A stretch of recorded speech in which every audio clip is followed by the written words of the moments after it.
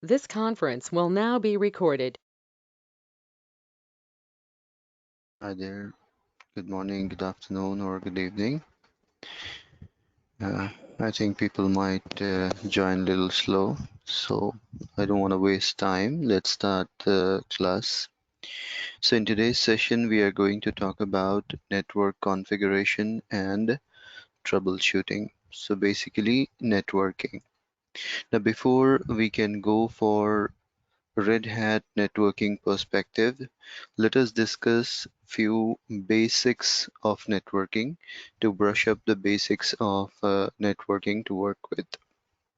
See, networking is nothing but a connection between two or more devices.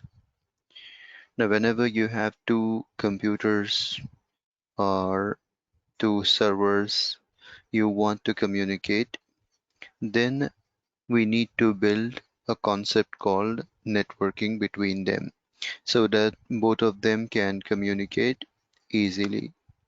But when I say networking, it is not that simple that you keep two machines in front of each other and they'll communicate, right? When it comes to networking, there are huge list of components that must be on place to work with networking. And what are those components? The first component is NIC, second is media, third is topology, fourth is protocol, and fifth is IP addresses. When all these things are at place, then everything would work perfectly. If not, then your networking may not work perfectly. It may always give us issues.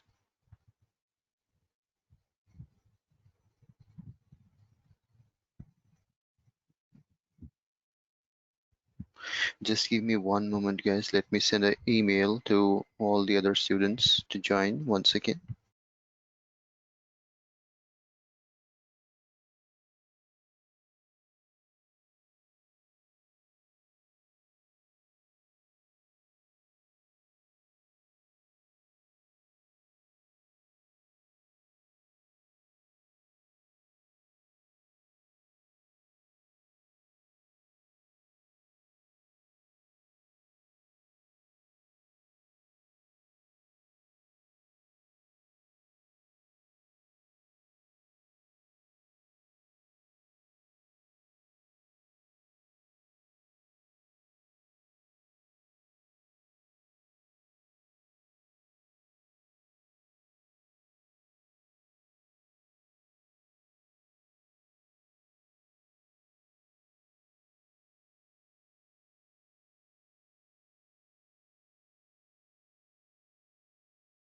Yes.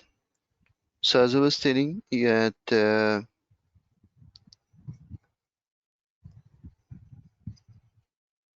networking requires all these components to be at place. If anything is missing here and there, then the network communication will fall down. So the first requirement of networking is to have an NIC, which is also called as network interface controller or network interface card, right? And the next thing is each adapter, whatever we might be using, each adapter will be having something called MAC addresses. Now, what is the role of that MAC address and why it would be there? See, first of all, what happens is every operating system has its own way of calling the adapters. Like in Windows, each adapter is represented as local area network 1 or Ethernet adapter 1, something like that. In Red Hat or most of the Unixes or Linuxes, adapters are represented with a name ETH. First Ethernet adapter will be ETH0, second will be ETH1, and third will be ETH2. Now this was the story till Red Hat 6. But guys, from Red Hat 7, the naming convention are not fixed. Depending on which virtualization we are working with or what model of physical adapter we are working with, these names are auto-generated. Previously, there was no confusions, honestly speaking. ETH0, ETH1 was very simple names. But now, because it is choosing different names with respect to your virtualization, like VMware virtualization may show different adapter name. Oracle virtualization might show different name. So every virtualization is showing different set of names, right? So sometimes it might take simple names like ENS0, ENS1, ENS2. Sometimes it is taking ENP0 S3, ENP0 S8, ENP0 S9 like that. Or sometimes it is taking ENO0 1 2 3 4 5 6 something like that. So depending on what exact model or virtualization we are working, these names are chosen differently. So they are not simple and fixed anymore. So anyway, if we just run ifconfig, we'll get to know that what is the adapter name. But one thing you have to keep in mind that it is not generalized. Like earlier, it was a general name. Whatever virtualization, whatever model you are using, simple names used to be there, ETH, that's it. But now the names are different. Okay, fine. Now, I told you that the first requirement in your computer to communicate with other machine is to have an NIC. Now let us say that we have two computers and both computers are having an adapter, let us say ENS0. Here also ENS0 and here also ENS0. So you see both machines are having same name adapter. There also ENS0, here also ENS0. Now due to same name, there can be a chance of conflict. To avoid this conflict, each adapter is given a unique MAC ID. See, when I say unique, it is unique. No two adapter will have same MAC ID in the whole world or even in the space because machines are used in space also, right? So nowhere two adapter can have same ID, right? Each adapter will have a different MAC ID. Like we might have observed, guys, that in schools or colleges or maybe in our working environment, there might be two fellows with same name. But what differs them is the ID, employee ID or student ID, that might not be same. So same way, even here also both machines are having same adapter name, but every adapter will have different MAC ID, right? That makes the communication swift and smooth. But guys, only by having two machines with one adapter, do you think can they communicate? No. The next thing what is required is to have a medium through which first machine can communicate to second machine. Now that medium through which both the adapters are connected can be something called cables.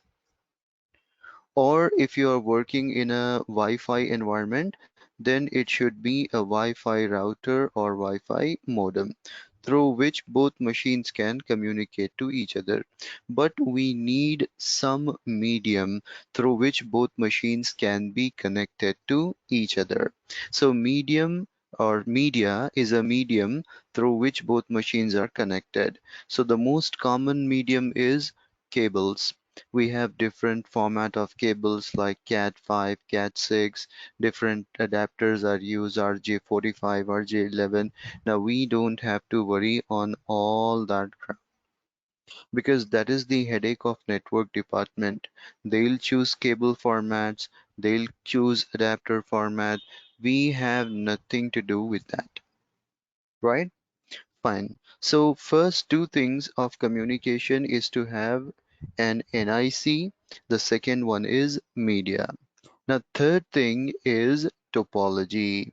Now, guys, if you have two, three machines, you can connect the way you want. There is no problem with that. But guys, when you are dealing with a huge setup with thousands of machines or hundreds and thousands of machines, then how we are going to work with that? See, when you have a huge environment, network design plays a very, very important role. If your network is not designed perfectly, then believe me that every time you are trying to have a communication, you will always face issues. Always you are going to face issues. So if you don't want that particular problem, we need to design the network properly. And in fact, we don't have to design it. As an Linux administrator or Unix administrator, it is not our responsibility to design the network. Again, this designing part is done by your network architect or something. But there are different topologies are there or architecture is there in which this designing will be done. Like you can see on the screen, I have kept some example: bus topology, ring topology, star topology, mesh topology, tree topology. Whichever suits proper to your environment, your network admin will design that kind of network. Now, our role actually starts from fourth point, that is protocol. See, guys, protocol, as you know, is nothing but set of rules. See, even though you have NIC, even though you have cables connected, even though topology is designed, but still we need a protocol to communicate from one machine to another machine. See, generally when two machines communicate, they exchange packets. We call it as data packets or network packets, right? So how that packets will be transferred from one end to other end, what happens if the other end is not available, right? How it will respond, everything depends on the protocol you're working with. If you see the network ISO model, there are many protocols that are used. But two protocol every administrator should be aware of. That is TCP and UDP. TCP stands for Transmission Control Protocol and UDP stands for User Datagram Protocol. TCP is connection oriented and UDP is connectionless. Now, when I say connection oriented and connectionless, most of the people think that it is wired and wireless I'm talking about. No, both works on wired environment, both works on wireless environment, right? The only important thing over here is TCP is a secure protocol which always have username, password, authentications. So someone need to type that username, password to get a connection completed, right? Whereas UDP does not have any username, password, automatically it goes and get connected, right? So connection orientedness means you need to provide authentication. Connectionless, there is no authentication. This is the reason TCP is a reliable protocol and UDP is not that much reliable. Why? Because it does not have any authentication. Moreover, with TCP, every activity you are doing in the system will give you acknowledgement. If connection established successfully, one acknowledgement. If connection not established, one acknowledgement. You are uploading the data, acknowledgement. Downloading the data, acknowledgement. Every step it will provide you acknowledgement what is going on. Whereas in UDP, there are no acknowledgements. It never tells you what has happened. You need to manually go and check your work is over or not. And this is the reason TCP is slow in communication. Obviously, it has to go through authentications. It has to send and receive acknowledgement. So overall process would be slow. And whereas UDP does not have any authentication. It does not have any acknowledgements to give. So obviously it would be faster in communication. Protocol number of TCP is 6 and protocol number of UDP is 17. Now see, there is a book in which all these protocols are written. So in that list of protocol, 6 and 17 belongs to TCP and UDP.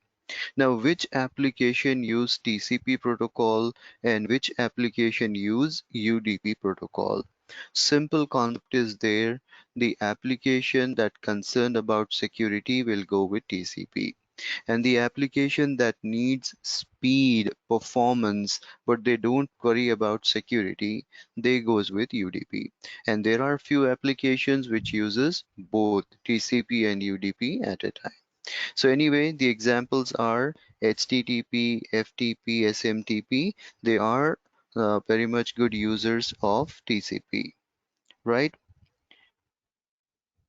And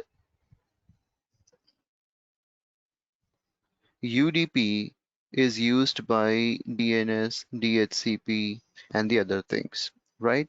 Now, the fifth point over here is IP addressing. Now, this is the biggest point we have to understand very well.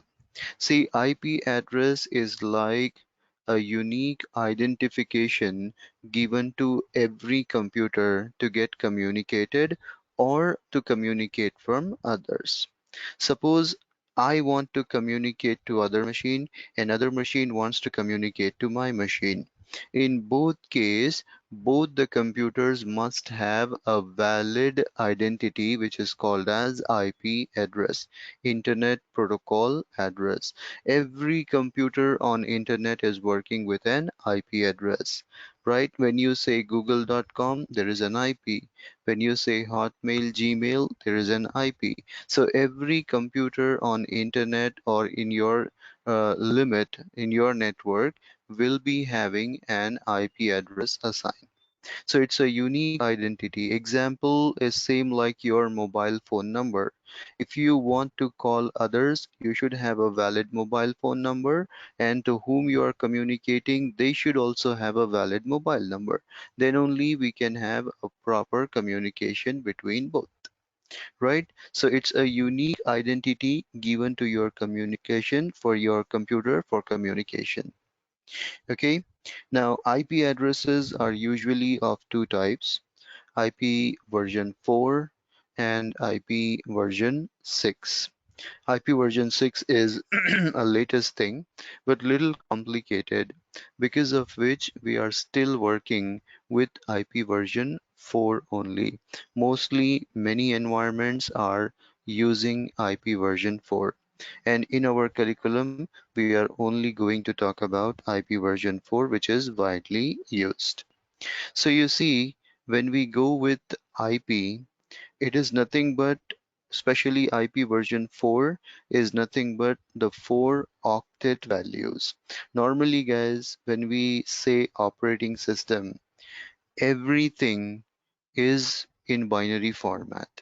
So to simplify it for human understanding, even this IP addresses is converted to simple number, right? But actually the OS will understand in zeros and ones only, right? But for us, these IP addresses are converted into simple human understandable numbers, right? So usually your IP starts with 0 and 4 octet values will be there, like 0.0.0 IP version 4, and maximum you can go up to 255, 255, 255. So the valid numbers of IP that you can use is between 0 to 255 in 4 parts, right? 0.0.0 to 255.255.255.255. But 0 and 255 both are used for some special purposes. You cannot assign it to any computer. The valid IP that is left for us is 1 to 254. Between this range, you can use any IP and you can assign it to any computer you are working with, right? But actually, IP addresses range is 0 to 255. Now, this 0 to 255 is further divided into categories, or we call it as classes. So the classes of IP address is class A, class B, class C, class D, and class E, right? A, B, C, D, E. These are the classes for your IP addresses. Now, class A IP range starts actually from 0. But guys, 0 cannot be assigned, so I'm skipping 0. The valid IP range starts from 1 and maximum you can go up till 126. So all the IPs from 1 to 126 comes under the category of class A. Same way, class B starts from 128 and it goes up to 191. Same way, class C starts from 192 and it goes up till 223, just to confirm it. And class D starts from 224 and it goes up till 239. And same way, class E 239 to 255, or you can say 254, or let's go till 255, no problem. Right? So these are the classes of IP addresses. In fact, to make it correct, I'll put it 0. 0 to 126 will come under class A, but remember the point that 0 cannot be assigned to any computer. And also you see, I went with 0 to 126. Then class B I started from 128. So where is that 127 IP I missed out? So I'll talk about it where it is missing in a short while. But you see, class A, class B, class C, these are the three classes which are widely used. Class D and E, these two are generally reserved classes which are not regularly used to assign on any computer. Like class D is reserved for the concept of multicasting, right? And class E is reserved for the concept of broadcasting as well as R&D. Right? Now, what is the difference between multicasting and broadcasting? See, multicasting and broadcasting both are very similar. That means from one end, I'm sending the information to multiple computers at a time. For example, right now from my computer, I'm delivering a class and all of you are connected and listening the same class. You're getting same outputs, you're getting same screens. So this is nothing but multicasting or broadcasting. But how can we differentiate? Am I doing multicasting or broadcasting? See, multicasting is request based. That means everyone who is joining this session, they'll get a special link. Using that link, you will request me, and I'm sharing my screen to only those people who are connected to this session or who has requested this session. For example, you have Netflix, YouTube. On that, lots of videos are available, but those videos are not forced on your screen, isn't it? When you make a request, you are receiving. Same movie, you can also watch, I can also watch, others can also watch at a time. But we are making a request and receiving that information. That is multicasting. Many people can attend and get the same result, but they have to make a request. But broadcasting is like I'm sending that information to everyone, whoever is available, Whoever is active, they will receive that particular information. Best thing is radio frequency. You see, radio frequencies are always on. Whoever is using radio automatically receive it. We are not making any request, isn't it? So that is the difference between broadcasting and multicasting. Both are one to many, from one place sending signals to many. But the thing is, multicasting, the client will make a request and receive certain thing, whereas broadcasting, the server is forcefully sending something over the network. Whoever is active, whichever computer is running, will receive that particular concept. So for these reasons, Class D and Class E is reserved, whereas Class A, Class B, and Class C, they are used generally in working environments a lot. In fact, Class A and Class B, they are used widely for Class A and Class B. They are usually used for WAN and MAN purpose. See, wide area network, metropolitan area network. See, we have three types of networking. Local area network for a small setup within one organization. Wide area network between two buildings. Suppose we have two premises, so between two premises, if you want to make a connectivity, then we go with WAN. Now, between two cities, if you have a communication, or between two countries like internet, then we go with metropolitan area network. So class A and class B is generally used to have a communication between WAN and MAN, the bigger way of communication over internet, or between two sites you want to build a communication, then in that class A and class B IPs are usually utilized.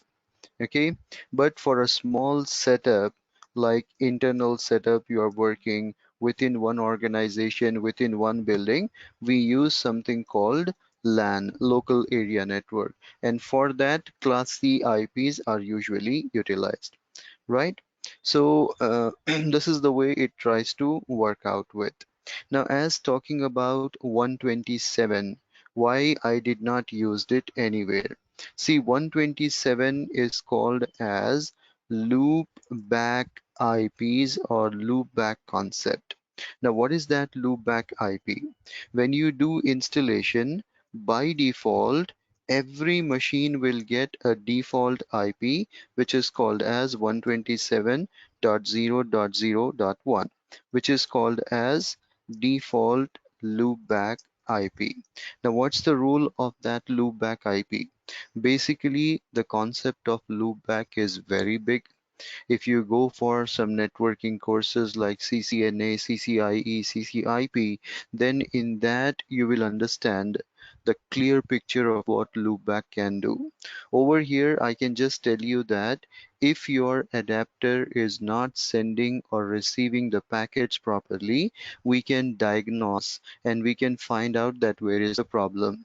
To diagnose the problem with your adapter, loopback IP is very useful. Generally, what we will do, being on same machine, we will ping the same IP address. It's like from your mobile, you're calling your own number.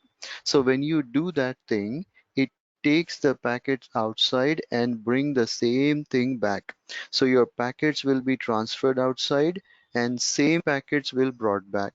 So with that, the loopback will test whether the same packets are transmitting and receiving properly by the adapter or not, right? For that purpose, this loopback IP is generally utilized, and by default it would be assigned. We never change it. But there are some other benefits of loopback is also there that you can understand if you go for a proper networking class, which is not required for a Linux administrator.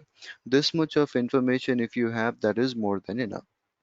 Now, one more thing is there, that every IP requires something called subnet mask. Now, what is that subnet mask? See, we as a human, by seeing the number I can tell that what is the IP address we are working with. Normally what happens if I type an IP address 192.168.10.20 for example. So this 10.20, the whole IP what I have written, do you think that this entire number is exclusively belonging to your computer? No, it is not exclusively belonging to your computer. Normally, an IP address is divided into two parts: host ID and network ID. It's like your mobile phone number you see, it is also divided into two parts: area code and your personal number, or your door address you see. Our house addresses, door addresses, it is also divided into two parts. One is your area code, and the other one is a specific number, unique number given to your door or your house. Same way, the IP address is also divided into two parts: network address and host address. Network address is like area code in which we are working or in which network we are working. Host ID is a unique identity that belongs exclusively to your computer, right? So how your computer knows that what is the network address and what is the host address. For example, class A, the default subnet mask what we use is 255.0.0.0. Same way for class B, I'm only going to concentrate class A, class B, class C, that's it. 255.255.0.0. Same way for class C, 255.255.255.0. Now this is the default subnet mask that is used for class A network, class B network, and class C network. So what happens is whenever a communication happen, it checks this particular subnet mask. For example, I'm working with class C IP. 192 comes in which? Class C. So what is the subnet mask I have used? 255.255.255.0. Now how this 255 is telling my computer that what is the network address and what is the host address of my computer. See, if you write each 255 in binary code, I told you that OS understand everything in binary code. Even normal commands are converted into binary code. So these simple numbers what we are using, they are also converted into binary code. So if you write 255 in binary code, it would be something like that: 111111 8 times. Now if you multiply 1 8 times, what would be the result we will be getting? If you multiply 1 8 times, the result will be obviously 1. So I can just think that this 255, whatever I'm using, is 1. So in a simple terminology, I can say 255 is nothing but 1. So whenever we are doing a communication, it multiplies IP address with that subnet mask. So 255 I can treat as 1, 1, 1, and 0. So 192 into 1. The thing which is getting multiplied by 1 will be treated as network address. 168 into 1, this is also network address. 10 into 1, this is also treated as uh, network address. But the fellow which is not getting multiplied by 1, which is getting the result 0, is treated as host ID. So this is how your computer will multiply IP address with subnet mask, and it will come to a conclusion that out of whole IP address, which part is my network ID and which part is my personal host ID, right? So if you go with class A, you'll get more host IDs. Class B, little less host ID. Class C, you'll get only the last portion as a host ID. Because you see class A, only 1255 is there, 3000 is there. So 3 part will be network host ID. In class B, 2 part is network ID and 2 part is host ID. In class C, 3 part is network ID and 1 part is host ID. Right? So like that, your computer will try to understand that in which network I am communicating and in which network I am working and what is the host ID of my computer. And also, guys, nowadays we are going with shortcuts, right? Everywhere shortcuts are used, simplified things are used. So now people does not wants to type the full subnet mask like 255.0.0.0 or 255, 255, 255 all the time. So to simplify that, we have again one calculation. Just now we have done one calculation. I'll tell you one more calculation over here. Same concept. Let me copy this. See 255, I'm going to write again in 111. But this time what I'm going to do is instead of multiplying, I'll go with plus 1 plus 1 plus 1. Let me put all those pluses. So now if you add 1 8 times, what is the result you will get? 1 plus 1 plus 1 8 times. So you get a result called 8. So guys, in previous concept, when multiplication was happening, so I did 255 multiplied 1 into 8 times and I got a result 1. But in this scenario, I'm doing addition. So I'm getting the result 8. In this scenario, I can treat 255 as 8. Now guys, the shortcut what they have created is, suppose if I want to write 255.0.0.0, how many 255s are there? Only one. So instead of writing such a big 255, you can simply write slash 8 because there is only one 255. Now in class B, I have 2 times 255. So 8 plus 8 will become what? 16. So instead of writing 255 255.0.0, now I can simply write the subnet mask as 16.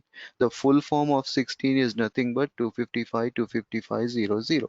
Same way in class C, you see 8 plus 8 plus 8 3 times. So it is what? 24. So I can simply write it slash 24. So now instead of writing the big subnet mask, we can simply write something called slash 8 slash 16 slash 24, which is very easy to write, right? So it's your choice. You can still continue with that big value, or you can simply go with that abbreviation slash 8 slash 16 slash 24, which is nothing but the short form of declaring your entire network, right? Or that subnet mask, right? So this is how these networking basics are, guys. Although we don't have to go in much deeper thing is that, because when we work, our network department will supply what IP addresses we have to use, what subnet mask we have to use, or what shortcuts we have to use. We just need to follow their guidelines and we need to assign the IP. We need to assign whatever subnet mask they are asking. We never assign any IP from our own or subnet mask from our own. While we are working, all these things will be taken care by your network department. On their guidelines, we are going to choose an IP address, subnet mask, whatever they have allotted to us. So just for understanding to compatible with network department, I have explained all these things so that in future, if you get something, you should be aware that what we are doing. Now, still, there are a few things to continue in this networking thing. One thing left is gateway. Now, what exactly is that gateway? See, guys, there are rules in networking. What is the rule that two different computers cannot directly communicate if they are not in the same network? Now, what does that mean? Let me explain you with a diagram. Suppose Let us say that, or maybe I can take a new notepad, that would be better. One second. Let us say that I have two computers, right? Computer number one and computer number two.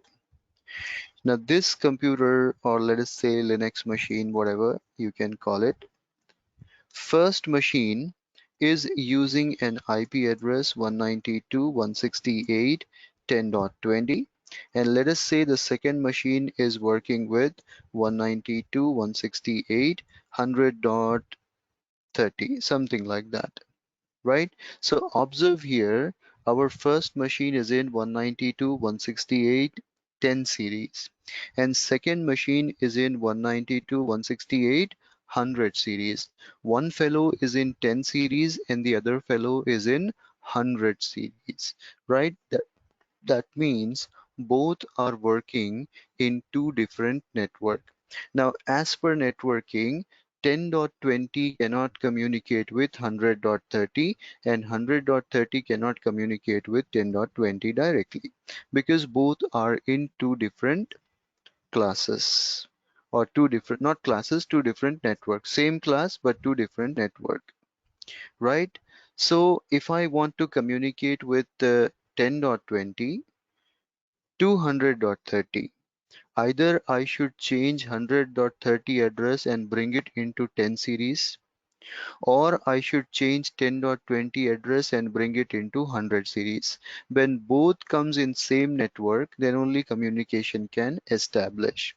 But what, guys, if I don't want to change my current IP and still if I want to communicate with different networks?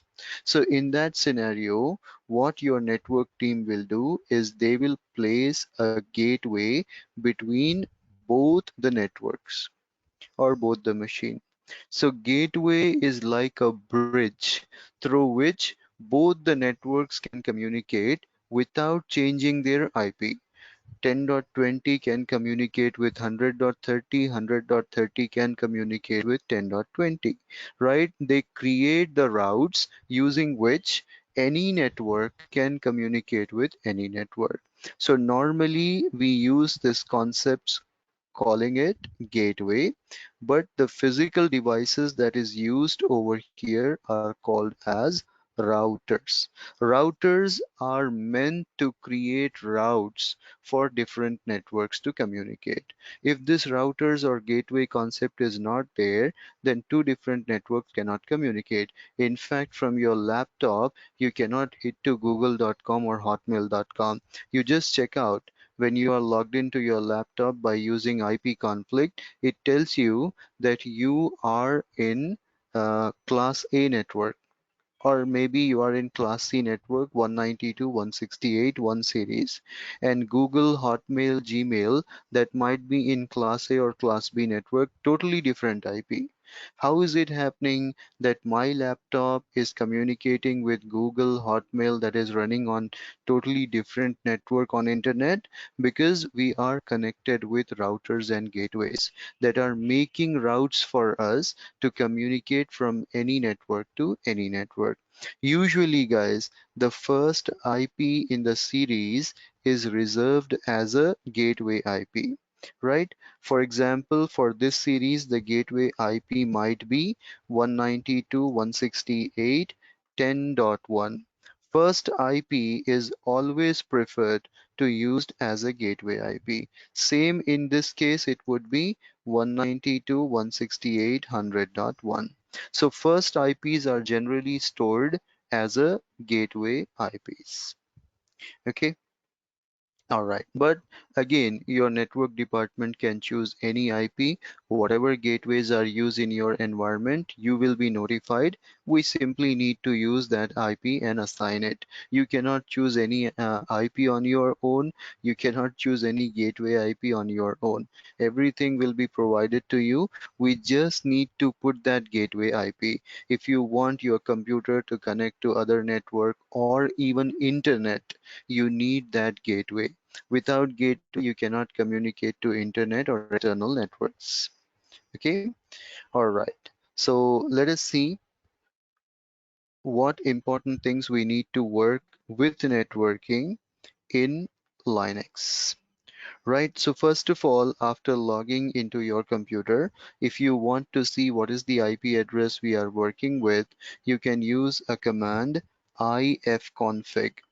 Ifconfig will display how many adapters you are having, and each adapter is holding what IP address. For example, over here you see I'm having ENP0S3. I told you that from Red Hat 7 onwards, that simple name ETH0, ETH1 is no more used. Depending on virtualization, which virtualization, these names will be chosen. So it is having an IP address 10.20, and you see netmask is 3 255s and a 0, right? And also you see something ether kept over here, that is nothing but your hardware address, or we also call it as MAC ID. And also we have an adapter LO, which is nothing but loopback. This is the default IP your computer would get all the time. And what is that default loopback? 127.0.0.1. Then it is also having a virtual bridge. Please ignore it, as we are working on a virtualization. Virtualization use a virtual bridge to have network communication. Ignore it. That is related to virtualization. Now let us say I don't want to see all of these details. I'm only interested in ENP0S3. So you can say if config ENP0S3. So you see it says ENP0S3 adapter is having this IP address netmask, and only that detail it is giving you. In most summarized way, if you want to see all IPs, you can also use IP space A. This would try to show you everything in a summarized way. Like you see, IP address followed by subnet mask in a short form. Same way here also, IP address and a short form subnet mask. It is displaying all that details to you in a short form, right? Fine. Now, apart from that, there might be a place where these IP addresses and the adapter details might be stored. Like we have an adapter ENP0S3. So where is the information related to ENP0S3 is stored in Linux environment? See, all the adapter details are kept in a file called etc sysconfig network-scripts. Now this file or this location stores all your adapter configuration. So whatever IP you have assigned, or whatever subnet mask, gateway, other important feature related to your adapter configuration is kept in that file. If you just read this file, you'll come to know. For example, I'll say cat and ifcfg enp0s3. So you see over here, you can find that it is showing you some features. Type is Ethernet normal adapter, name is ENP0S3, right? On boot, yes. On boot, yes means whenever system is booting, this adapter or this config will automatically activate it. What is the IP address? Prefix. Prefix is nothing but the short form of subnet mask is 24. Like that, all that detail about your adapter configuration is stored in this particular file. If you have two adapter details will be here. Three adapters, three adapter details will be here. That's how your networking will store information in that file. Now, same way, every computer is given some name. Now, if you check what is the name of your computer, you can just use host name. When you run host name, it displays that the name is mlinux20, right? And suppose I want to change this name. Maybe I want to add my domain name with this name. Every organization maintains a domain name. Domain name is nothing but organizational name on which name all the computers are connected. like gmail.com, hotmail.com is general domain names what we use, but that is to reach out some website. But internally within our organizations also we use some domain name to represent our organization. For example, I want to change the name to my computer to mlinux20 .vpts.com. vpts.com is an example of virtual path technologies I'm working with. So I'm using my domain name as vpts.com. Don't think that that is any website address. It is a simple name. I'm using vpts.com. Your organization might use different name like vpts.local, or if you're working for Amazon, it might use Amazon dot something, right? So these is nothing but a surname kind of thing, real name and surname, or given name and surname kind of thing. So given name might be changing mlinux 20, 21, 22, 23, but domain name will always be same. All the computers working in your organization or department will have same domain name to represent that this machine belongs to so and so department or so and so organization. Now you run hostname command and you see mlinux20 vpts.com, right? But the change what you have done is a temporary change, guys. Now you have added it, but guys, it is not guaranteed that even after reboot it stays the same thing. Or let us say I'll change totally the name. For example, I'll say hostname rhel20 vpts.com, for example. Now this name what I change is a temporary change. It is not permanent. As soon as the system restart, you will see it will come back to old name. So if you want to make this change permanent, then you have to edit one file. What is the file name? etc hostname. Did you see that you have changed the name to rel20, but your hostname file is still showing old name. So every time the system restart, it is going to read this file, and according to this file, the hostname will be set. So if you want to make this change permanent, then we have to go to etc host name, and inside it delete the entry and put the new entry what you want, or type it. So I have just copy pasted. If you want, you can type the name. Now this name is guaranteed that I have changed the host name, and if you view etc hostname file, the name is changed. Now it is guaranteed that even after reboot, you are going to get the same name to your computer. Now, still you see on my prompt, old name is displayed. Now, if you don't even want that old name to be displayed, simply what you can do is you can log out and log in. So I'm logging out, and freshly on the other terminal, I'm logging. Just log out and log in. The moment you log out and log in, even that prompt name will be automatically updated. So this is the way how you can change the hostname by using hostname command and updating etc hostname file. But nowadays, guys, since Red Hat 7, there is a new command introduced to manage hostname, which is hostnamectl. Very nice command.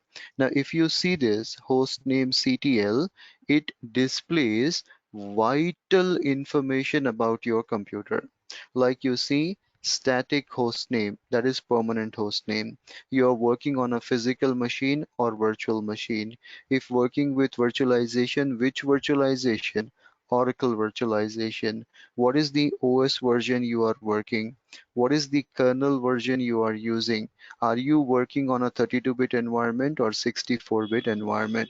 So it gives all the important information in one go by using hostname CTL. Now this hostname CTL will also allow you to change your hostname permanently. For example, you want to change your hostname and update hostname file together. So instead of doing it manually, you can say simply hostname CTL then space set hyphen hostname. Hostname CTL, set hostname. What is the new name you want? I want mlinux20.vpts.com. Now when I hit enter and go with hostname, did you see that the hostname is changed? And if you go with cat etc hostname, did you see it is updated also? Right. So using hostname CTL, you can change the hostname and update the file together. No need to do it manually. So previously till Red Hat 6, we used to change the hostname this fashion. But from Red Hat 7, we are changing it by using hostname CTL command. Okay, to do some ping test and all, I need another machine also. So let me power on our second machine so that we can ping between two machine and do ping tests and other things also. Okay, usually if you want to test the communication that my machine is able to communicate with other machine or not, we use a command ping, very common command we use generally in all operating system. Ping will try to communicate with other machine and try to tell you that other machine is responding or not. For example, I'll say ping 192.168.10.30, the other machine. See, the other machine is still in boot phase. So as soon as the booting phase complete, you see that it will start responding. As of now, it is telling host unreachable, but slowly, as soon as it booted successfully, then we are going to have proper reply. If you get a reply from other machine, that means the other machine is up and running and it is responding to request. Like you see, we are getting the reply over here. Host unreachable is now changed. But you see, when I say ping an IP address, it goes on, and goes on pinging. Now, I don't want it to continue goes pinging all the time. I want to stop it after certain counts. So you can say ping, same thing, and you can put hyphen C and followed by how many times you want to repeat. So I want to repeat ping test for 3 times. So you see 1, 2, 3. After 3 counts, it is going to automatically stop. All right. Now, guys, we have some other important configuration files related to networking that every Linux administrator should know all the time. For example, there is a file called etcresolve.conf. Now, why do we need this file, etcresolve.conf? Suppose, guys, you have a DNS in your environment. See, DNS stands for Domain Name System. So what DNS will do? One thing you have to understand that all the computers on internet or in your environment will be working on IP addresses only. Even you go to google.com, Hotmail, Gmail, Amazon, Netflix, YouTube, these are all working on IP address. But guys, if I ask you to remember IP addresses of each website or each computer in your environment, how long you will be able to remember numbers? It is difficult for a human brain to remember numbers, but names are very easy. We can easily remember names instead of IPs. Okay? So in that scenario, the problem is we remember names, but machines are running on IP. So we need one translator or converter who can convert my names to IPs and IPs to names. For example, when you say ping www.google.com, when you ping yes, you see I have typed google.com name and that name is getting converted into IP address. Right? Same thing happen on a browser. You type the name, but behind the scene that name is getting converted into IP. Now, whose responsibility is this to convert names to IP and IP to names? This responsibility is given to DNS. There is a machine which is converting names to IPs and IPs to names so that people can use user-friendly names to reach out any machine in your environment. So if you have a DNS server in your environment, then you should go to etcresolve.com.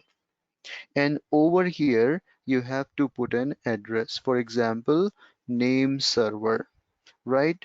So you can put name server. For example, 192.168.10.50. I don't have any such machine as my DNS server. As an example, I'm showing you that this is the way you have to put name server followed by IP address. So then your computer will know that, okay, there is a machine which is DNS to whom I should ask questions to convert name to IP and IP to name. So whatever IP address might be there in your environment for your DNS, you have to put that IP as a DNS server. Then your machine will know that, okay, whom to ask questions to convert the names to IPs. Okay, so in my case, I don't have any DNS server as of now, but when we prepare DNS server in DNS class, then we will understand how to work with DNS and all. So as I told you, DNS will convert names to IP. For example, if I say ping ML30 or ML20, ML30, is it reaching? No, because there is no DNS. If there is DNS, it would convert that name if there is the name and it will allow you to communicate. Or if I have given wrong name, I'll get error. But as of now, it says there is no name or service to known. That means we don't have any DNS to convert it. So guys, let us say I have a setup. I have 4 or 5 machines and all 4 or 5 machines want to communicate to each other with names, but we don't have DNS server, right? So what can I do if I have 4 or 5 machines to communicate and I don't have DNS? Without DNS, I still want to communicate with the names. So if you don't have DNS and you still want to communicate with other machines using names, then you can make use of a special file, etc hosts. See, etc host is like your personal contact list. Like in our mobile phone, we maintain a contact list, right? Name and number. So whenever we want to call someone, we can call by searching name. Same way, in etc host, you can put all those machines numbers whom you want to communicate with names, and then after you can use names. So this is not a DNS setup. If DNS is not there, you still want to resolve names to IPs, then you can make use of etc hosts. Just go to etc host, put the IP address you are trying to communicate.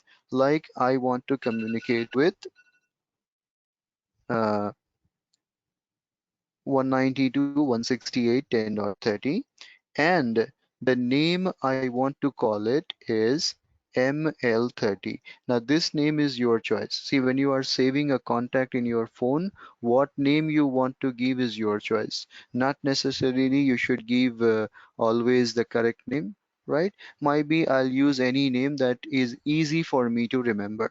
So that is your choice. Whatever name you want, you can use. So I want to connect with this IP, that is ML30. Now guys, I'll say um, ping ML30. Did you see that that word earlier it was not working, but now it is working fine, and I am able to communicate to ML30 whose address is 192.168.10.30. Right? So this is the way how etc hosts will work. And etc host is useful when you don't have a DNS setup and you don't want to use a DNS setup. In that scenario, you can make use of etc hosts. Right? I'm removing that entry to avoid any confusion. right? So guys, for today's class, I want to stop the session here only. I want you to go back, read the manual, do some R&D on your own, try to learn more about that subnet masking or gateways, IP address classes. Lots of literature is available on internet. You can simply search, watch some basic videos on YouTube to get more awareness on IP addressing and all.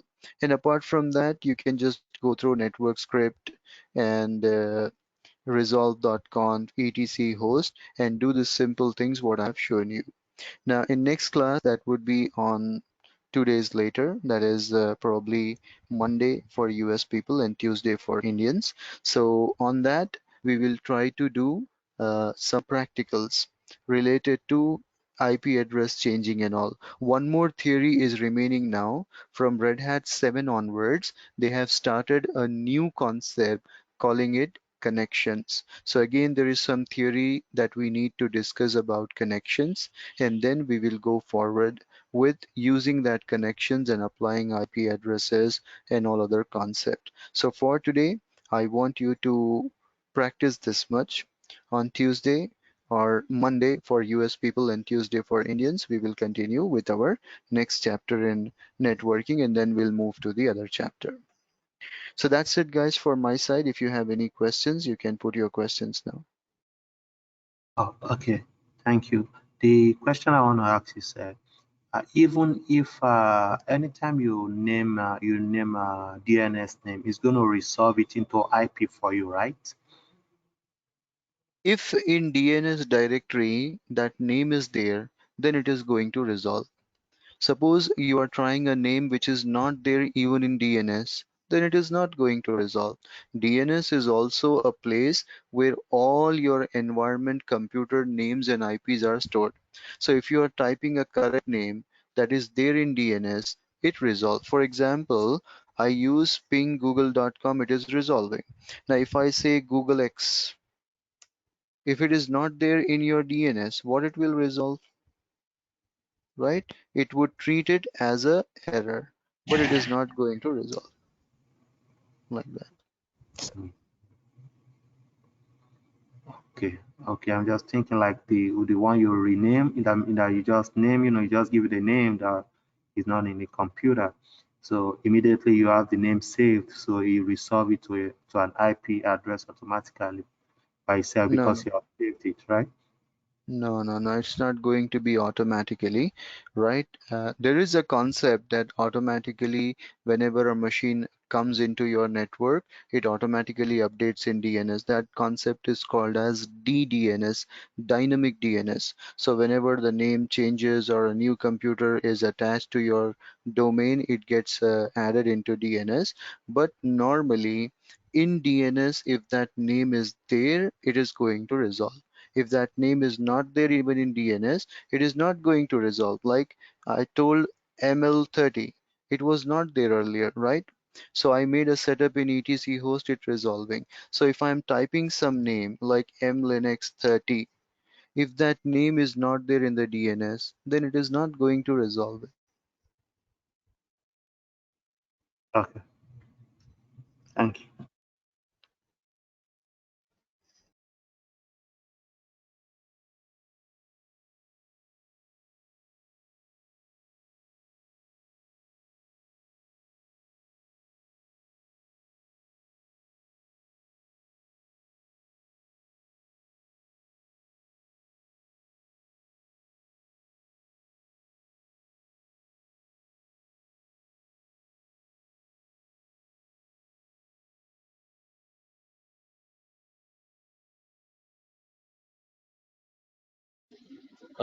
You have given a command for ping continuously, Hmm. and what is the command you have given to stop that continuous? And then Con you have given ping I, minus C I just and then use 3 Control C.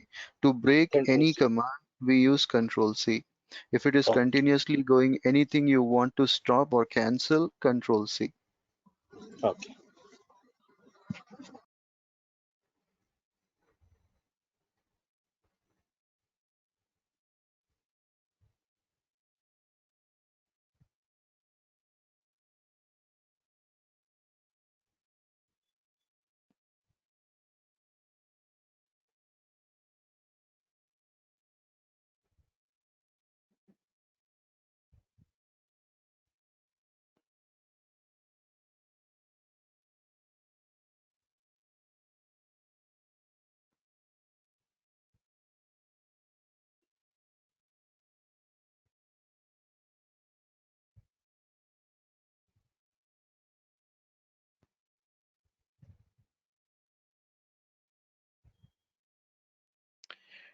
Okay, guys, so I think we are good to go. So we'll stop the session here and let's meet up 2 days after. Please do these labs and all whatever we have done so far, and we'll continue with next session 2 days after. So please make use of these 2 days, practice everything, whatever we have done. And if there are any questions, you know how to reach me out, right? So we'll stop the session here, guys. Thank you very much. Have a nice weekend.